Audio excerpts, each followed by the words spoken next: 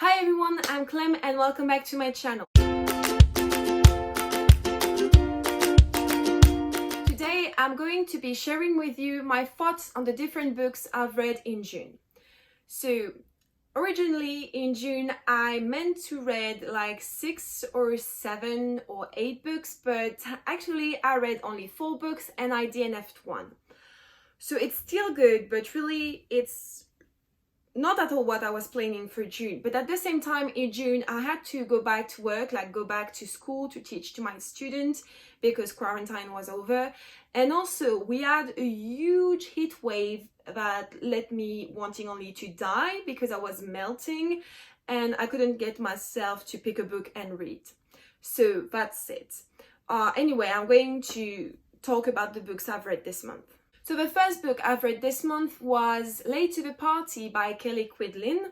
And actually I listened to this. This was my audiobook for the month.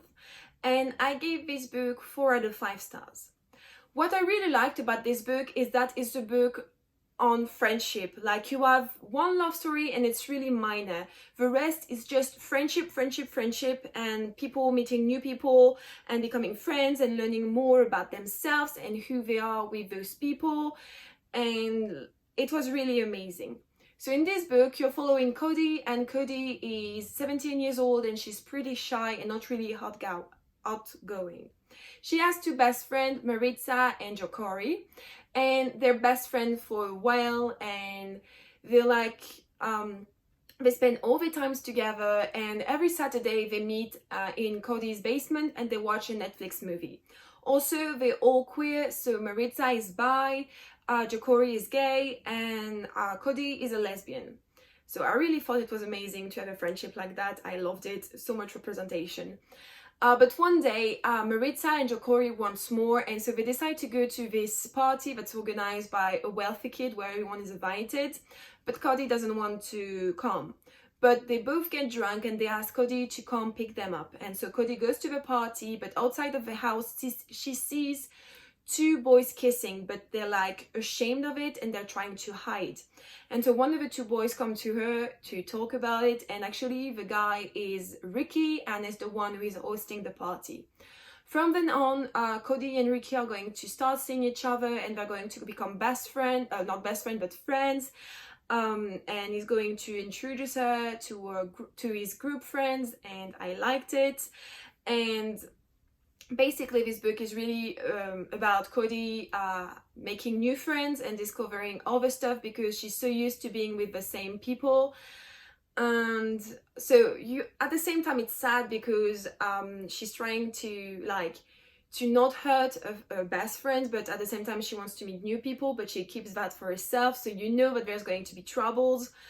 But I really liked it. Also, I loved the relationship, like the friendship between Ricky and Cody.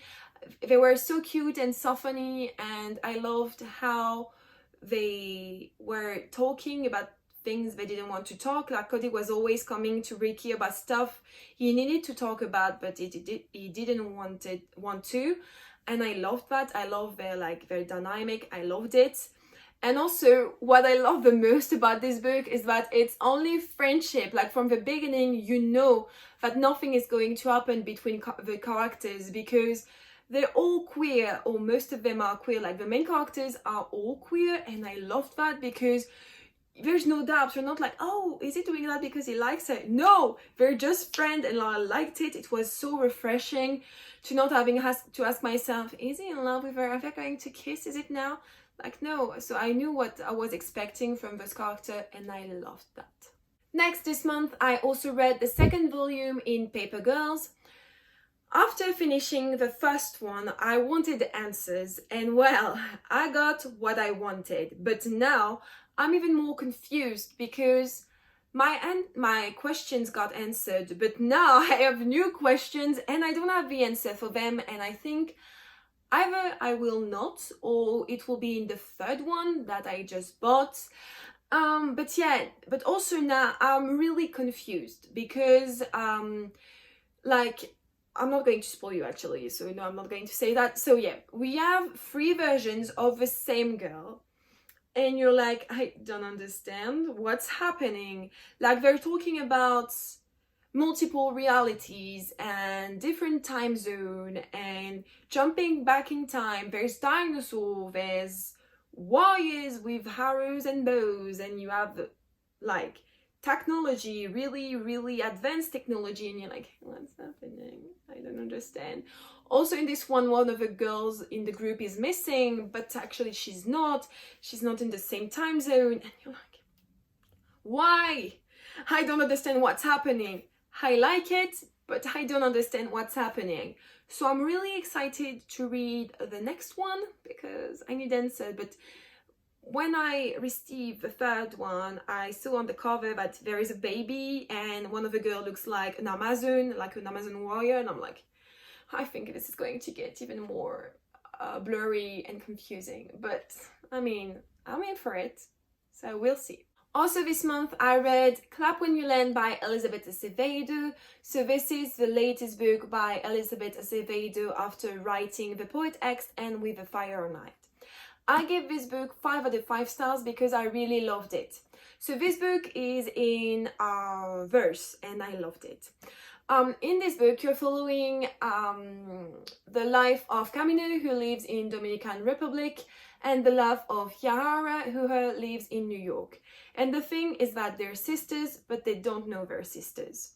And they learn they're sister when their father dies in a plane crash going to Dominican Republic. And so basically this book is about family and learning who is really your family. And my camera cut. So I was saying, yeah, this is really also about her discovering that the men they thought they knew, so their father is actually not at all what they thought, because he had a double life. And it's really breaking them because they have to deal with grief, but at the same time they're so mad at their father for hiding this, like hiding the fact that he had another daughter. So hiding a sister is really heartbreaking. So I really loved it. It really got me emotional and it was heartbreaking at some point, but that's just the magic of Elizabeth Acevedo, because she has a way with words that's just so magnificent and magical. Like, if you haven't read anything by Elizabeth Acevedo, I advise you to do it. So if you want to read it, this one and the Poetics are in verse and they're the best. And With a Fire Night is in prose, but also really good. And also, if you want to have an even better experience, I advise you to pick the book and at the same time to listen to the audiobooks. They're all on Scribe, because it's Elizabeth Acevedo herself who reads it, and it's just so magical. Like, she has a way to tell a story, like because she put emotions in what she's saying. It's really magical. And last but not least, this month I finally read Hunger Games, so A Ballad of Songbird and Snake by Suzanne Collins. This book was something. I don't really know how I feel.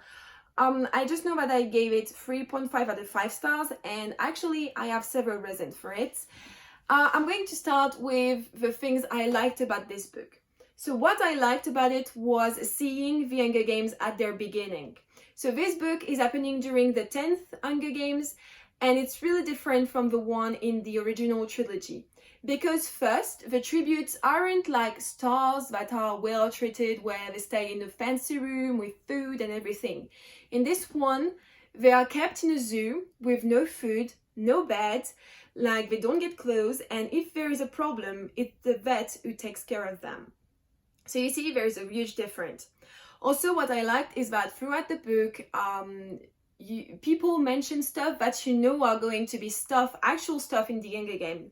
Like, they're talking about the mentors, the sponsors, the bets, the interviews, the fact about taking more care of the tribute so they don't die before the Hunger Games. They're also talking about the arena, because in this one there is no concept, it's just an arena, there's no food, like it's the beginning of the drones, and also there's no there's no concept, like it's nothing, it's just the same every year.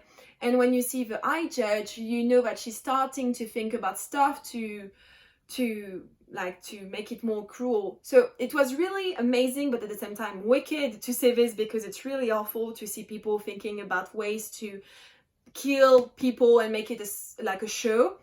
But really interesting. I really loved that. And also I love the main character, so not Snow, but Lucy Greybird. So in this one, Snow is a mentor and is the mentor of a tribute from District 12, Lucy Greybird. I love the character. She was really complex and really well done. And also she's a singer. And in the book, she sings several songs, and she sings 2 songs that are in the original trilogy. She sings The Hanging Tree, and I loved it because you finally see what's behind the story of The Hanging Tree, and I loved it. And she also sings the song that Katniss sings to Rue while she's dying. So it was really emotional because, and really weird because when Lucy Gray sings it, she's like, oh, okay, a nice ballad. But when you hear it, you think, oh my gosh, Rue is dying. It's so sad. So I really liked that.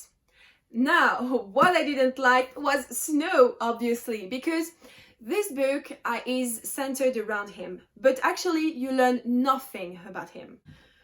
Because, like, you see him when he was young, and you see from the beginning that he's just like the old man he is in the original trilogy, because he is an ambitious little bitch who's ready to do anything, really anything, to have what he wants and to have power and to become successful and rich. He's ready to betray anyone, to do whatever it takes to get what he wants.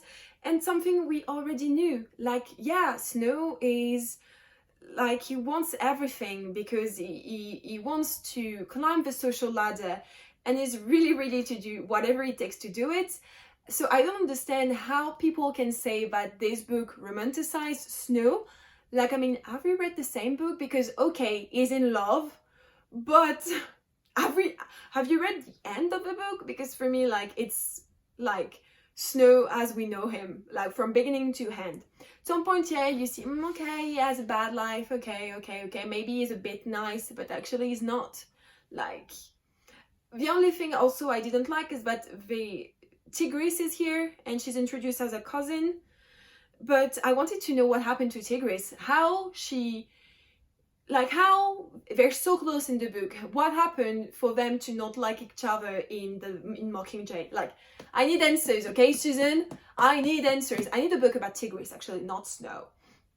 And also, what I didn't like is that this book is composed of 3 parts. And the last part, who is the biggest in the book, is useless because nothing happens. I didn't really see the point of it, like, really, because it was pointless. And yeah, like I don't really understand the last part, and it was a bit, yeah, meh.